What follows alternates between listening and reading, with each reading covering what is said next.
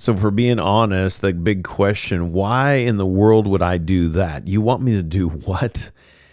You know, when we talk about making and taking a searching and fearless moral inventory, or as Principle 4 says, to openly examine and confess our hurts, hangups, and habits to God, to someone I trust, it can be scary. And so today I want to bring in a life change story, a brother in Christ, a dear friend and brother in Christ, and just hear his heart as he faced his own fears in addressing this important step 4, principle 4, and what was the impact of that. Today we're bringing a life change story around step 4.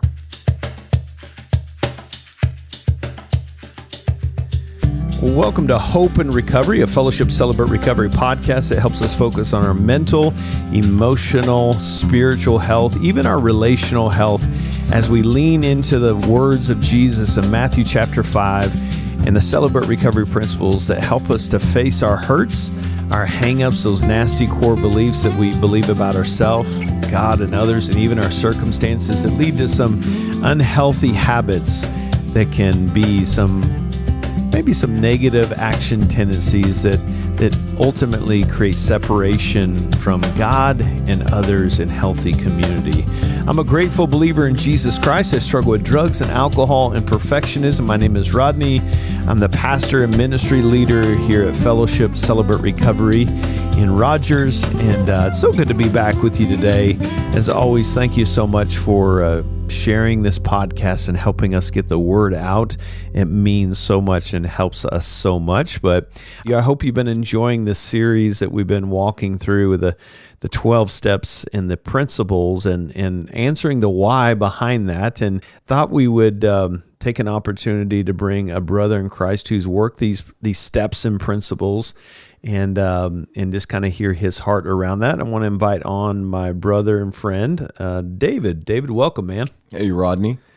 And good to be here. Yeah, good to have you, man. Introduce yourself, and we'll jump in, man. Yeah, grateful believer in Jesus. I struggle with anger, codependency, and depression. My name is David. Hey, David.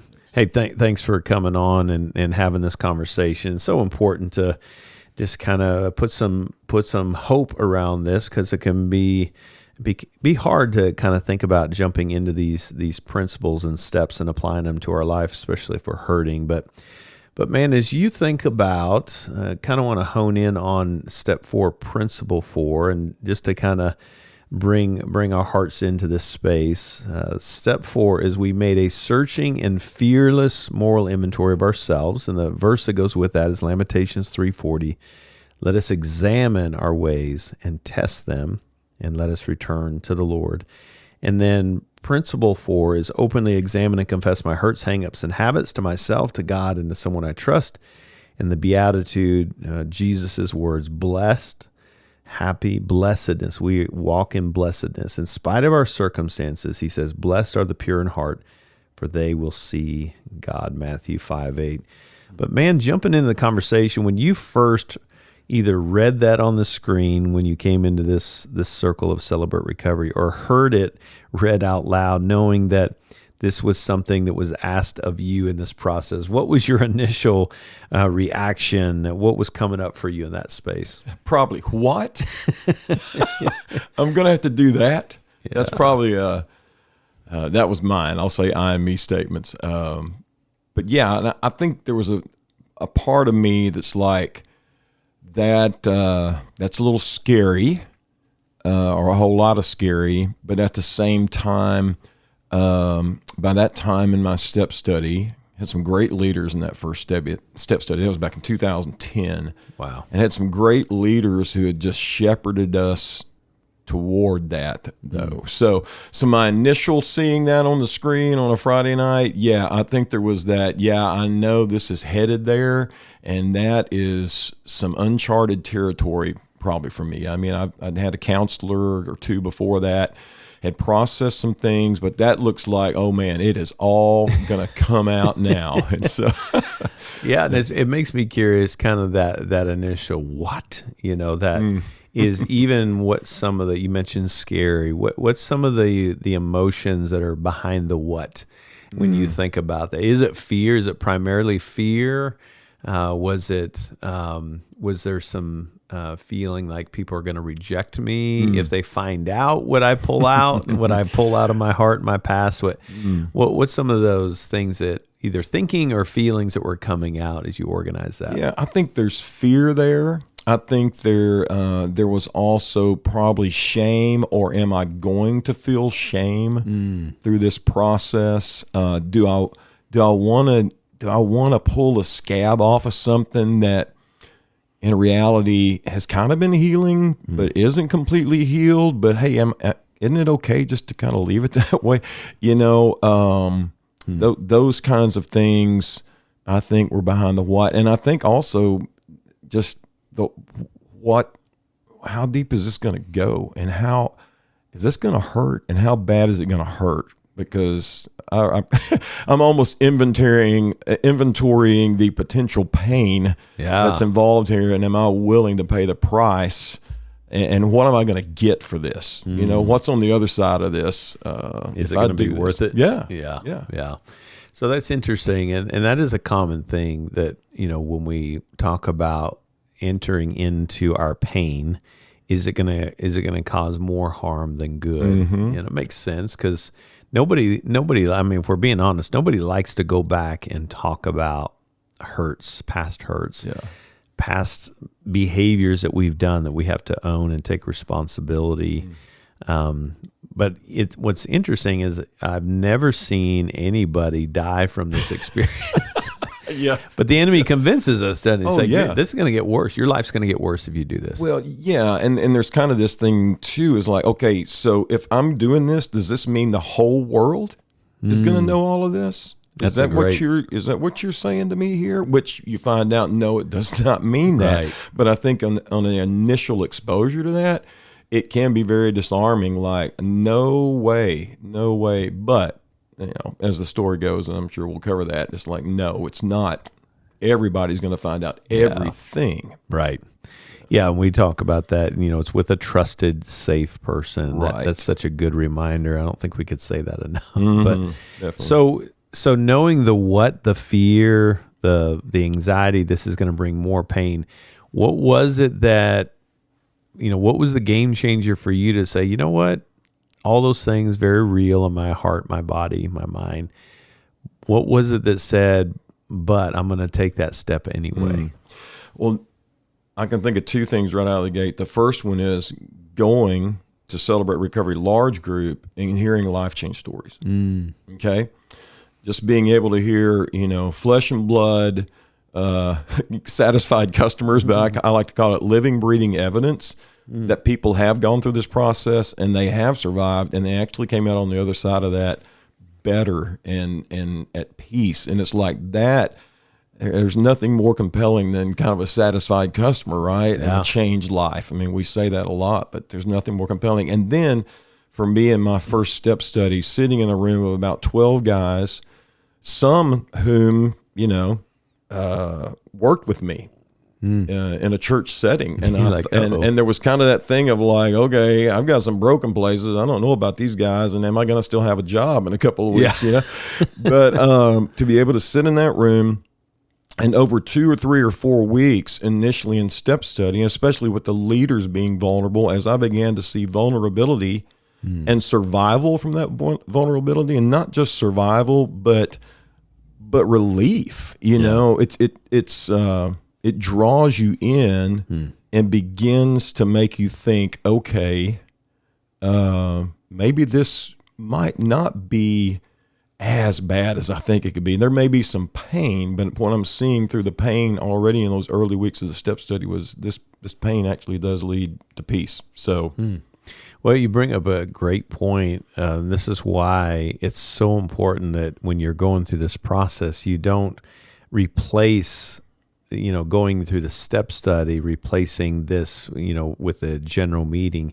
It's all part of the process, and Absolutely. Being in that room and hearing hope, going and hearing people looking to your left and right and seeing I'm not alone, and going to open share groups while I'm working the steps. It kind of gives you that oxygen to keep going. I need that hope as I face my hopelessness. Right. I need reminders of hope on a regular basis. Yeah, absolutely. And that's what I was getting, as you mentioned, through step study, through Friday night for us, large group, but then open share, being in that room of men with just common pain, a lot of common hurts, just different ways we decided to try to mask that or try to fix it. And so, it's compelling, right? Recovery's, we know it's got to be done in community, but that community element it kind of was that boost that moved me toward things that I thought, no, I don't know if I could do that, but it does. It does. So you're seeing hope, and I want what they have. Maybe I'll take the shot and jump into this process. What did you learn through this process? Obviously, you learned some stuff about you specifically on things, oh, that was in my past. Oh, that was in the basement kind of thing.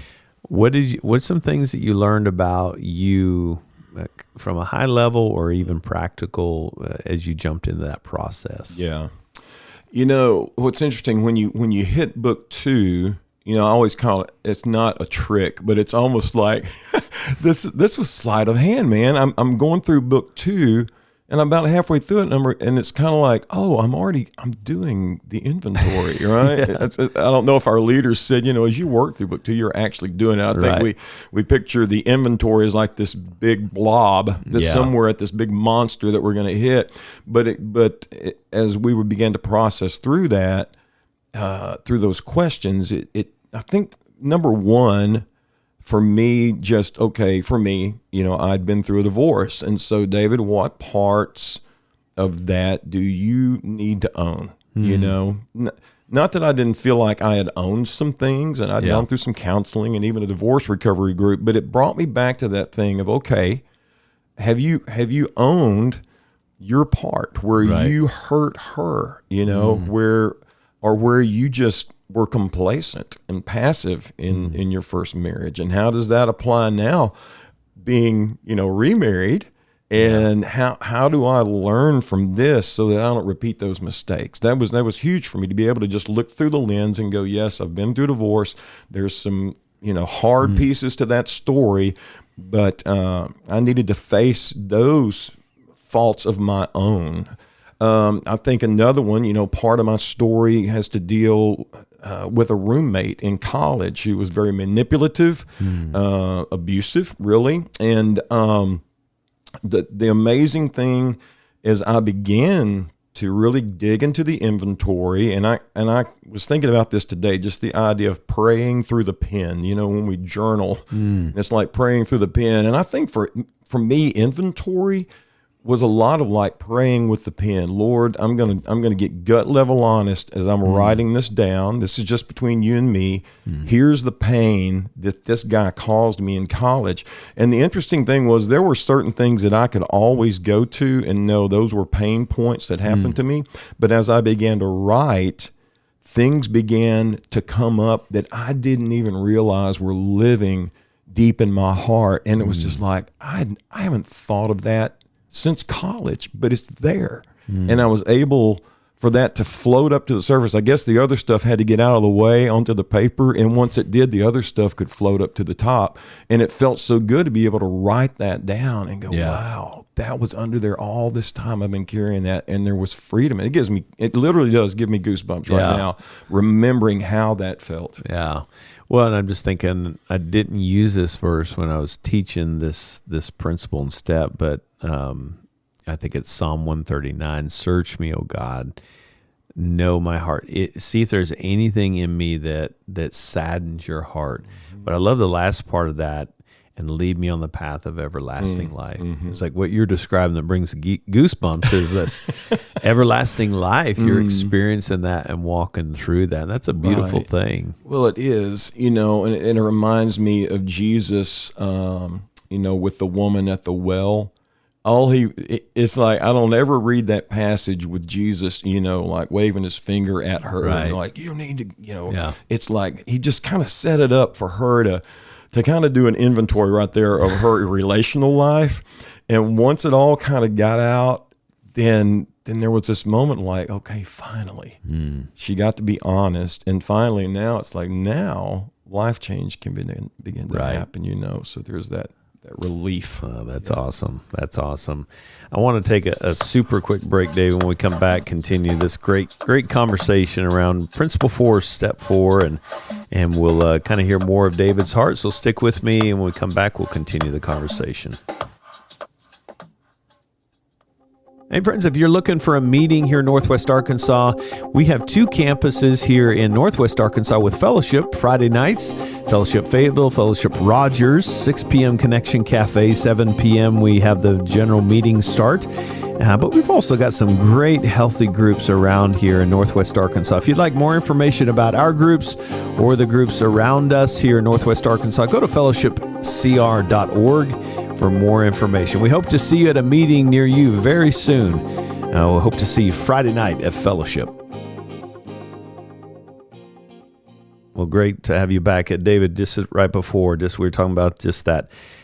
Jesus wasn't waving his finger at the woman at the well, and he's not doing that to us. And I think that's the value. You know, later we talk about confessing, but in order to confess, we got to get real clear on what it is we're about to confess. And that confessing is just saying what is true. God knows what is true. He just wants us to come into agreement with that. As you kind of got real, and I love that language, praying through the pen. That's such a great visual, and it just kind of changes my heart just even thinking about writing, because it can be scary writing these things down. Absolutely. But praying it out is just saying, God, this is how desperate I am. Here's the stuff. And it's just a good reminder. It's not just the things we've done, but the things that have been done to us. That's why we changed the language of that Principle 4 to hurts, hangups, and habits, because we're not just confessing our stuff. We're confessing what's already true that happened to us as well, that might have led to some of those, not to justify it, but to understand those behaviors. What was that like going through that holistically? You kind of touched on it, but just to be able to get this stuff down on paper, and I love the reminder that when you're working the principles and the steps in the step study, number one, we can't share everything in that step study. You know, the question that comes to mind is who has hurt you? Mm-hmm. All right, you got a few pages, right? Who have you hurt? Got a few pages. You can't cover that in 3 to 5 minutes. No. And so it's a good reminder that, you know, the point of the group, the step study group, is to get the wheels turning, invite some people into that. There may be some things that we only share with our trusted, safe person. Right. Not that those groups aren't safe, but there's some things that are reserved for those special relationships, and it's valuable. But what was that like? Maybe you can speak into that, just those differences for you and the fruit that comes from that in writing out, getting honest, taking responsibility, identifying those root causes. What was that like for you, man, that whole process? Yeah, I think, you know, as I think about, you know, when I was answering the questions, you know, in the participants guide, to your point, there were certain people that I wrote down in that book, and maybe certain things I'd done, but there were certain things I reserved for that inventory sheet that I used, you know? Because it was just kind of like, and I think part of that was a progressive thing. Initially, when I first faced some of those questions through the participants guide, I didn't know for sure, can I write this person down, or do I write what I did, you know? Yeah. But the thing that happened was, by sharing even maybe 1 or 2 people or actions on my part, it broke the ice. To be able to share that in group and to come out still loved, still accepted, right? A little stronger for the sharing, then that enabled me to have the guts, the courage to go ahead and write a little more, get a little bit more honest. So progressively, my experience was that it almost came to a point where it's like, I am ready to write all of this, because each little bit of honesty and transparency, vulnerability, fed the next and gave me the courage to go to the next point. So that by the time I had done that and sat down with my sponsor to go through the inventory, I wasn't nearly is afraid. I was almost eager. I really am ready to get all of this out. I think for I'll speak on me, but I think for a lot of people I've sponsored, there is that kind of apprehension, like, okay, I'm getting ready to get this out to you, and I hope that you still love me and like me when it's over. But it's been so good to sit on the side of being the recipient of a sponsor's love, grace, and encouragement and affirmation after sharing. But now I get to also be on the other side too, and hear a guy share and be able to affirm him and say, nothing has changed in our relationship. Actually, I love you even more because I know you better, right? Yeah. What I love, the picture you painted for me that really hit my heart is that you're building a tolerance to, through your vulnerability, grows deeper vulnerability, and I think even, we only have 3 to 5 minutes to answer who have you hurt in that group. I may have well beyond that to share beyond 5 minutes.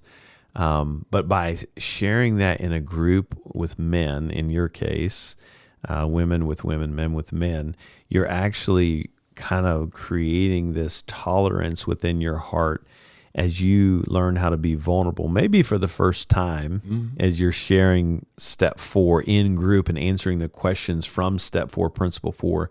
It's actually preparing you for the steps to come when you actually sit down face to face and even go a little bit deeper and more extensive with the other stuff. Absolutely. Right? Yeah. It's building momentum. And I, this is not earth shattering, but I'd written down pain with an arrow leads to the process, which is that inventory in this case. But I also have another arrow that says it leads to peace. So pain, process, peace. We know that in recovery. But it's like, okay, so I was able to write this pain down. Yeah.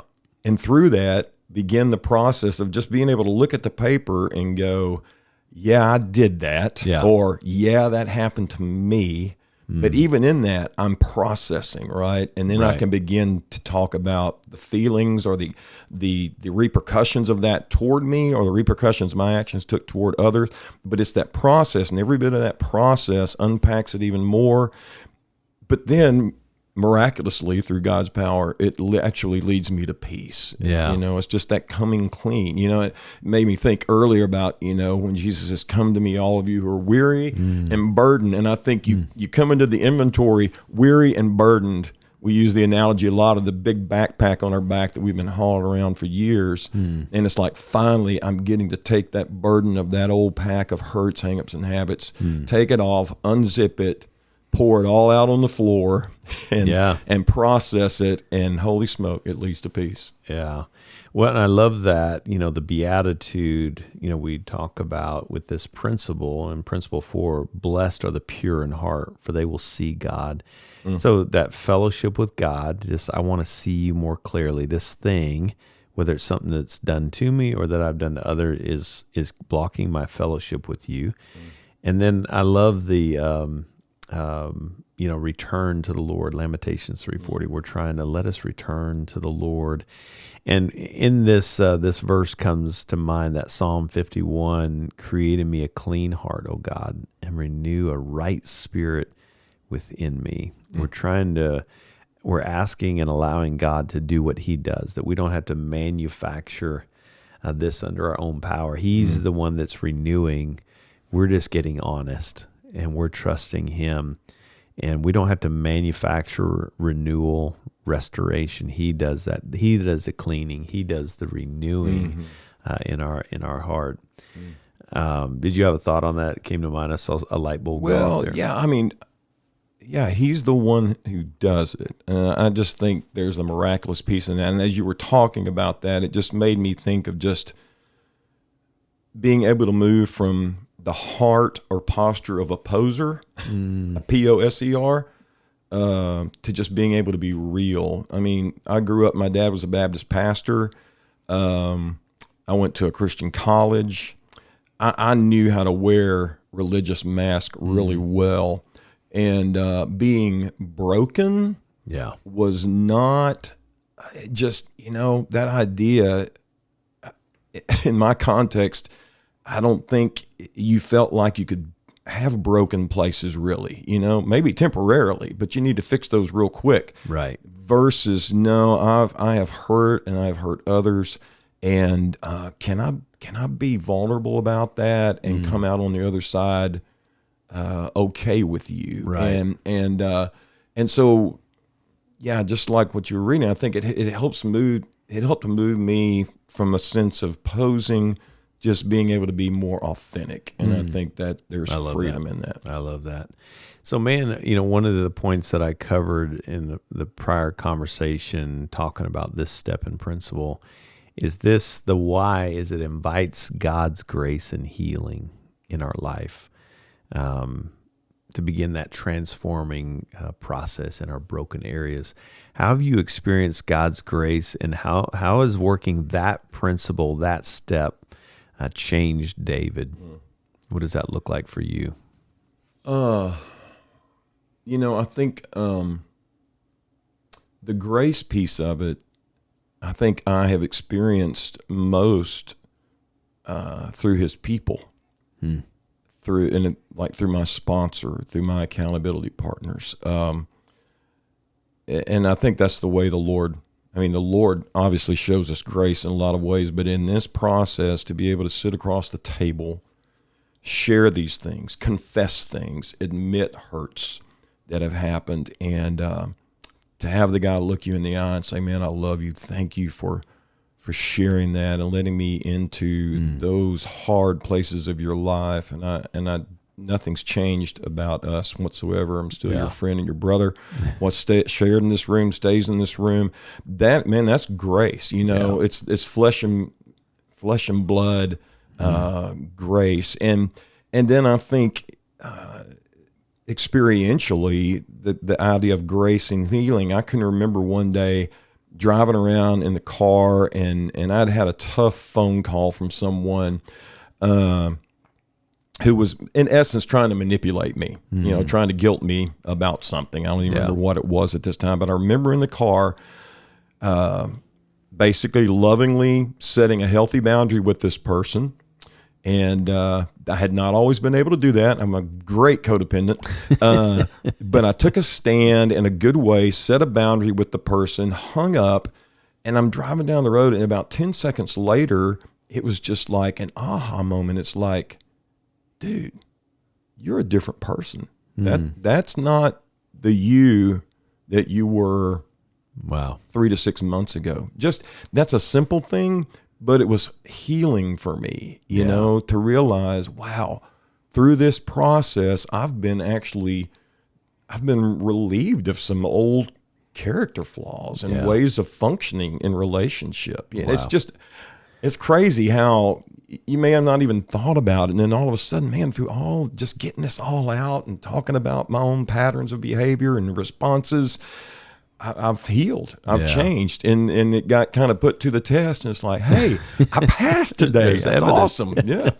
Well, it makes me think. It's kind of that silver bullet. If I want to change where I'm going, I have to understand where I've been, and that's what you just said is exactly that. It's like, oh, I responded differently. Why? Because David did the hard work, the important work of addressing those root causes.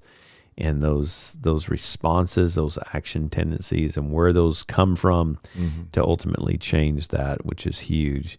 Well, David, as we're winding down here, man, somebody's listening, and they're in their gut, their body is having a visceral response to, you want me to do what? You want me to make a searching, fearless moral inventory? What you want me to do? What would you say to them to encourage them as they're listening to this? Yeah. A couple of verses come to mind. I was reading Zechariah yesterday, and the Lord tells, funny name, Zerubbabel, who's going to help with building the temple, rebuilding the temple. And the Lord says, it's not by might, it's not by power, but by my spirit, says the Lord. So it's like, Zerubbabel, you're not going to do this in your own power and might. But my spirit's going to help you do it.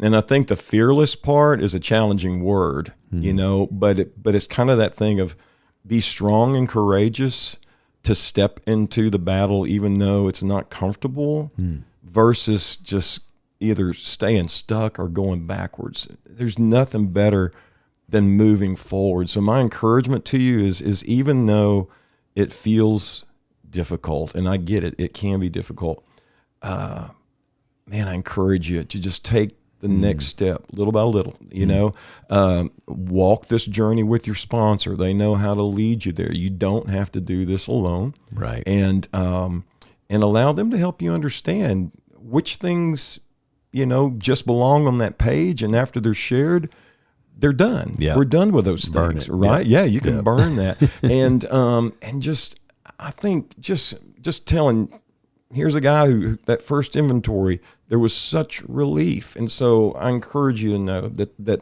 there is pain right now, but the process, I promise you, is going to lead to peace and healing. I use the analogy a lot of going to the doctor. It's like I can be sick, have all kinds of symptoms, and think, I'm going to get better. I'm going to get better. I'm just going to, and it's like, ultimately, I got to hit the doctor's office, and I've got to get gut level about where I am, what's hurting. And then that honestly leads to healing, right? And so, and it's crazy now on the other side of it, a few years later, it's interesting to be at a point where confessing and being honest is something that I want to do. Yeah. I love that. Yeah. Well, and that everlasting life, this process, even if you're not in a group, you're applying these principles, these steps to the rest of your life. They're part of you. And it reminds me of that, I don't remember who said it, but it said, don't live in recovery, recover and then live. And we're actually learning how to live, right? It doesn't mean we don't continue to go to meetings, but we're actually living by going to meetings, but it's different than when we first came in. Now, absolutely. Right. We're not, we're just in a different space. And when we work this process, ready to help somebody else do it. That's right. Hand it down. So Dave, thanks for your heart, man. Thanks for letting us in a little bit of your story around Step 4, Principle 4. It means a lot, man. Absolutely. Glad to do it. Yeah. Glad to have you here, man. I hope this helps you. Just be encouraged, man. Thank you to David for his courage to take this journey. And as he was talking, that when we take this step and get vulnerable and transparent and real, it actually motivates and inspires others around us. So we get to pay that forward, and it takes a lot of courage. Yes, it's hard and messy, but man, it's so worth it. And I hope that you'll take that step and not choose to face that alone, or worse yet, try to keep running from it and avoiding it at all cost.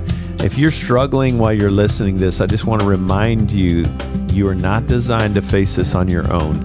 It's not the way God wired us. He wired us to be a part of His life and the healthy community. So don't face it alone. Join us Friday nights to join this journey. We'd love to have you. But as always, thanks for joining me. I pray that you'll join me next time. Until then, God bless you guys.